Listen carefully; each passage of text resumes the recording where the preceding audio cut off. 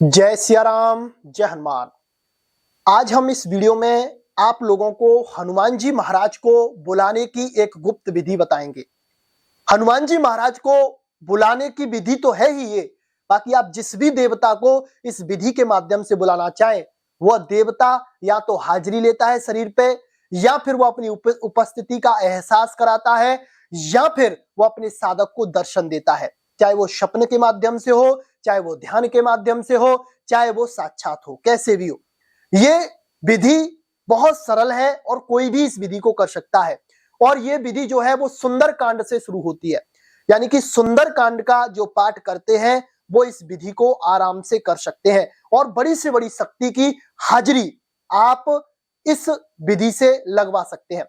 आपने बहुत साधना करी है और जो शक्ति है आपको प्रत्यक्ष नहीं होती, आपको दर्शन नहीं देती, या फिर आपको अपने जीवन में कोई बदलाव महसूस नहीं हो रहा है, तो आप इस विधि को करके देखें। तो आप उस देवता को जिसको आप बुलाना चाहते हैं, जिसकी आपने साधना करी है, वो देवता आपके सामने हाजिर होगा, अपनी उपस्थिति का परिचय देगा और आपका हमेशा के लिए सहयोग भी करेगा। सबसे पहले तो हम बात करते हैं हनुमान जी महाराज के लिए। हनुमान जी महाराज के लिए ये जो विधि है वो स्पेशली है हनुमान जी महाराज को बुलाने के लिए। हनुमान जी महाराज को रामचरित सुनने का रसिया कहा जाता है। जहां पर भी राम नाम का जाप, कीर्तन, भजन जो कुछ भी हो रहा होता है, वहां पर हनुमान जी की उपस्थिति सबसे पहले होती है। और जब तक वह कीर्तन बिल्कुल समाप्त नहीं हो जाता और कीर्तन में बैठे हुए जितने भी साधक हैं वो वहां से चले नहीं जाते, तब तक हनुमान जी महाराज उस स्थान का त्याग नहीं करते हैं। तो हनुमान जी महाराज को बुलाने के लिए और सुंदर कांड का जब आप अनुष्ठान पूर्वक पाठ करते हैं इस विधि के अनुसार, तो हनुमान जी महाराज आपके पास आते हैं, आपको दर्शन भी देते हैं, आपके कार्य भी बनाते हैं और आपके जीवन में वो अपनी कृपा भी आपको देते हैं। इस विधि को करने के लिए आपको किसी भी मंगलवार का चुनाव करना होगा। एक मंगलवार जो भी आपके लिए उचित हो उस मंगलवार का चुनाव करें। इसमें आपको रात्रि का समय रखना है। रात्रि के समय आपको एक अखंड दीपक जलाना है। अखंड दीपक जब तक जलना चाहिए जब तक आपकी साधना चले। जो दीपक रहेगा वो दीपक रहेगा या तो आपका चमेली के तेल का दीपक जलेगा, या फिर शुद्ध देसी घी या गाय का जो घी या घर का घी होगा उसका आप दीपक जला सकते हैं।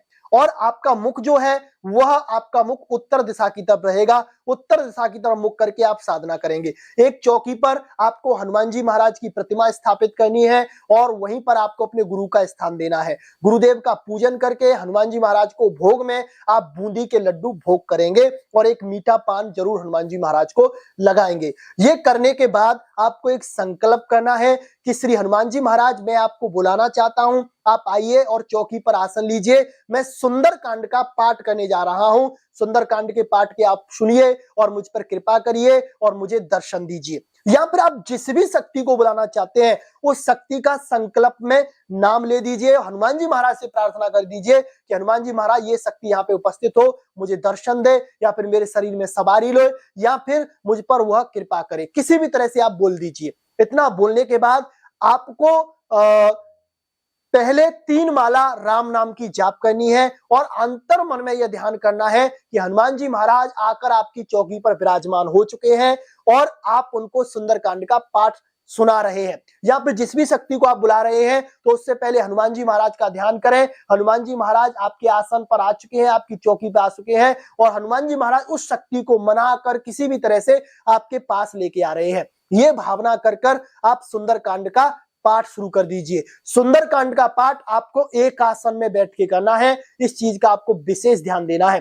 रात्रि का समय रहेगा। समय आपका 9 बजे के बाद और 1 बजे से पहले, यानी कि रात्रि के 9 बजे से 1 बजे के बीच में आपकी साधना हो जानी चाहिए। साधना करने बैठने से पहले स्नान आदि क्रिया से निवृत्त होकर आप साधना में बैठे तो हनुमान जी महाराज आपके पास जरूर आएंगे और जिस भी दिव्य शक्ति को आप बुला रहे हैं वो दिव्य शक्ति अपनी उपस्थिति देगी और आपके पास आएगी और आपको हीलिंग कराएगी, अपने होने का आभास कराएगी और आपके जीवन में वह चमत्कार भी दिखाएगी। तो आप इस विधि को करिए और अपने जीवन को बदलिए, हनुमान जी की कृपा प्राप्त करिए। और ऐसी रोचक जानकारी प्राप्त करने के लिए हमारे चैनल से ज्यादा संख्या में जुड़िए, जिससे कि हम आप लोगों को और भी बेहतरीन और भी गुप्त से गुप्त विधियां हनुमान जी महाराज की प्रसन्नता के लिए, उनको मनाने के लिए आपको दे सकें। तो आज के लिए बस इतना ही। जय श्री राम, जय जय हनुमान।